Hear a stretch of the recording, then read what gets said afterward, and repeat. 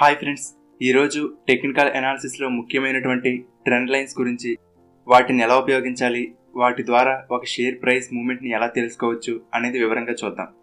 కొత్తగా స్టాక్ మార్కెట్లోకి వచ్చేవరకు ఈ ట్రెండ్ లైన్స్ ఈజీగా అర్థమవుతాయి, అలాగే ఈజీగా యూజ్ చేయొచ్చు కూడా. అయితే మనం ఈ ట్రెండ్ లైన్స్ గురించి నేర్చుకోవాలంటే ముందు సపోర్ట్ అండ్ రెసిస్టెన్స్ గురించి తెలుసుకోవాలి. సపోర్ట్ అంటే ఎక్కడైతే ఒక షేర్ అనేది పడడం ఆగిపోయి అక్కడ నుండి పైకి పెరుగుతుందో ఆ లెవెల్ని సపోర్ట్ అని అంటారు. అంటే పడిపోతున్న షేర్కి అక్కడ సపోర్ట్ లభించింది.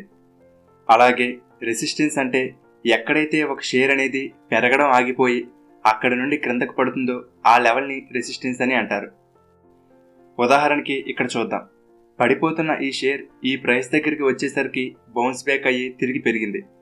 అంటే ఈ లెవెల్ దగ్గర ప్రైస్ సపోర్ట్ తీసుకుందనమాట. అందుకే నెక్స్ట్ టైం షేర్ పడినా కూడా మళ్ళీ ఆ సపోర్ట్ దగ్గర నుండి పైకి వెళ్ళింది. దాదాపుగా ఒక షేర్ అనేది ఈ సపోర్ట్ లెవెల్ దగ్గర సపోర్ట్ తీసుకుని పైకి వెళ్ళడానికి ప్రయత్నిస్తుంది. కానీ ఒకవేళ ఈ సపోర్ట్ లైన్ని బ్రేక్ చేసి కిందకు వెళ్తే మాత్రం షేర్ ఇంకా క్రిందకు పడిపోయే అవకాశం ఉంటుంది. అలాగే ఈ షేర్ పెరుగుతున్నప్పుడు ఈ ప్రైస్ దగ్గరికి వచ్చేసరికి తిరిగి పడిపోతుంది. అంటే ఈ లెవెల్ దగ్గర రెసిస్టెన్స్ ఉంది. ఈ రెసిస్టెన్స్ టచ్ చేసిన తర్వాత షేర్ కిందకు పడే అవకాశం ఎక్కువగా ఉంటుంది. కానీ ఒక్కసారి ఈ రెసిస్టెన్స్ని బ్రేక్ చేస్తే మాత్రం షేర్ ప్రైస్ అక్కడ నుండి మరింత పెరిగే అవకాశం ఉంటుంది. సరే, ఇప్పుడు సపోర్ట్ అండ్ రెసిస్టెన్స్ గురించి తెలుసుకున్నాం కదా. ఇప్పుడు ట్రెండ్ లైన్స్ ఎలా డ్రా చేయాలనేది చూద్దాం. ఈ గ్రాఫ్లో ఈ హై పాయింట్లను స్వింగ్ హై అని అంటారు, లో పాయింట్ని స్వింగ్ లో అని అంటారు. ఇప్పుడు స్వింగ్ లో పాయింట్లను కలుపుతూ మనం ఒక లైన్ గీయాలి. ఇలా గీసేటప్పుడు కనీసం 2 పాయింట్లైనా కలవాలి. అదే 3 కానీ లేదా అంతకన్నా ఎక్కువ పాయింట్లు కలిస్తే ఇంకా మంచిది. అలాగే పైన హై పాయింట్లను కూడా కలుపుతూ ఒక లైన్ గీయాలి. ఇలా గీసేటప్పుడు పర్ఫెక్ట్గా టచ్ అవ్వాలని ఏమీ లేదు, కొంచెం అటు ఇటు అయినా పర్వాలేదు.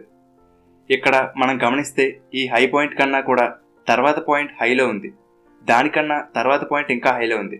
ఇలా ఉంటే దీనిని హయ్యర్ హైస్ అని అంటారు. అలాగే ఈ లో పాయింట్ కన్నా కూడా తర్వాత లో పాయింట్ ఇంకా హైలో ఉంది, నెక్స్ట్ లో పాయింట్ దానికన్నా హైలో ఉంది, కాబట్టి దీనిని హయ్యర్ లోస్ అని అంటారు. ఇలా హయ్యర్ హైస్ హయ్యర్ లోస్ ఉన్నట్లయితే అది అప్ ట్రెండ్ అని అర్థం. ఇక్కడ గమనిస్తే షేర్ ప్రైస్ పైన రెసిస్టెన్స్ని తాకి మళ్ళీ సపోర్ట్ని టచ్ చేసి ఇంతకు ముందు ఉన్న హై కన్నా కూడా కొత్త హైని క్రియేట్ చేస్తూ అప్ ట్రెండ్లో మూవ్ అవుతుంది. ఏదైనా మరొక షేర్ని కూడా ఉదాహరణగా చూద్దాం. స్వింగ్ లోస్ అన్నిటిని కలుపుతూ ఒక ట్రెండ్ లైన్ గీయాలి. అలాగే స్వింగ్ హైస్ అన్నిటిని కలుపుతూ ఒక లైన్ గీయాలి. ఇక్కడ మనం చూస్తే ప్రైస్ అనేది రెసిస్టెన్స్కి సపోర్ట్కి మధ్యలోనే మూవ్ అవుతూ వచ్చింది. కానీ ఒక్కసారి కింద సపోర్ట్ని బ్రేక్ చేసిన తర్వాత విపరీతంగా పడిపోయింది.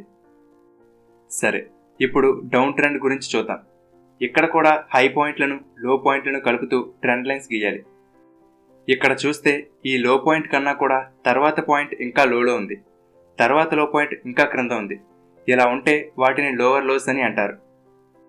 అలాగే ముందున్న హై పాయింట్ కన్నా కూడా తర్వాత ఉన్న హై పాయింట్ లోలో ఉంది, కాబట్టి దీనిని లోవర్ హైస్ అని అంటారు. ఇలా లోవర్ హైస్ లోవర్ లోస్ ఉంటే అది డౌన్ ట్రెండ్ అనమాట. ఇక్కడ మనం చూస్తే షేర్ ప్రైస్ అనేది వాటి ముందున్న పాయింట్ల కన్నా కూడా కొత్త లో పాయింట్లను క్రియేట్ చేసుకుంటూ డౌన్ ట్రెండ్లో మూవ్ అవుతుంది.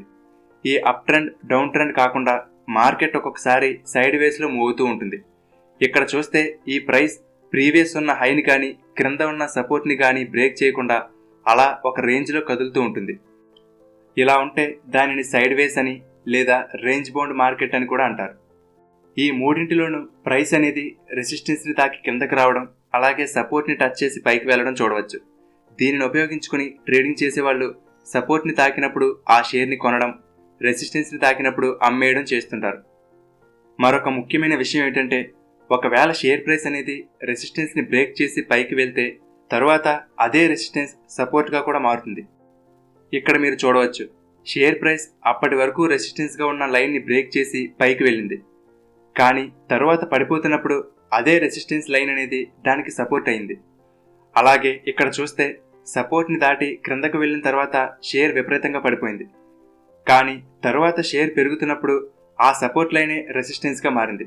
అందుకే షేర్ ఆ లైన్ని తాకి క్రిందకి పడిపోవడం గమనించవచ్చు.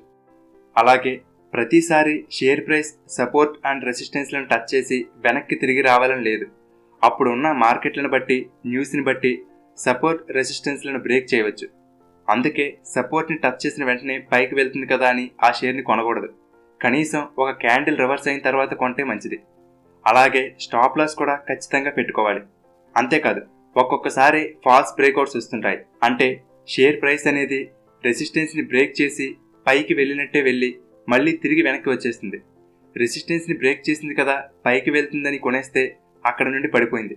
అందుకే మళ్ళీ చెప్తున్నాను, స్టాప్ లాస్ ఖచ్చితంగా మెయింటైన్ చేయాలి. అందుకే ఈ ట్రెండ్ లైన్స్ ఒక్కదానినే ఆధారంగా చేసుకుని డిసైడ్ అయిపోకూడదు.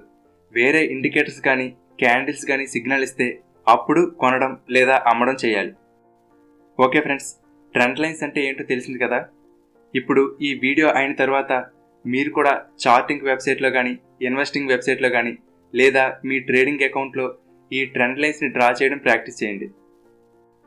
ఫ్రెండ్స్, మీరు స్టాక్ మార్కెట్లో ఇన్వెస్టింగ్ కానీ ట్రేడింగ్ కానీ చేయాలనుకుంటే డీమేట్ అకౌంట్ తప్పనిసరిగా ఉండాలి. అప్స్టాక్స్ వాళ్ళు ఫ్రీగా డీమేట్ అకౌంట్ ఓపెన్ చేసుకునే అవకాశం కల్పిస్తున్నారు. ఆసక్తి ఉన్నవారు ఈ వీడియో కింద ఉన్న డిస్క్రిప్షన్లో ఇచ్చిన లింక్ మీద క్లిక్ చేసి అకౌంట్ ఓపెన్ చేసుకోండి. ఓకే ఫ్రెండ్స్, ఈ వీడియో మీకు నచ్చితే లైక్ చేయండి. అలాగే మీ ఫ్రెండ్స్ అందరికీ షేర్ చేయండి. స్టాక్ మార్కెట్ గురించి మరింత నేర్చుకోవడానికి స్టాక్ మార్కెట్ గైడ్ ఛానల్కి సబ్స్క్రైబ్ చేసుకోండి. అలాగే టెలిగ్రామ్లో స్టాక్ మార్కెట్ గైడ్ తెలుగు గ్రూప్లో చేరండి. దానికి సంబంధించిన లింక్స్ని ఈ వీడియో కింద ఉన్న డిస్క్రిప్షన్లో ఇచ్చాను. Thank you for watching.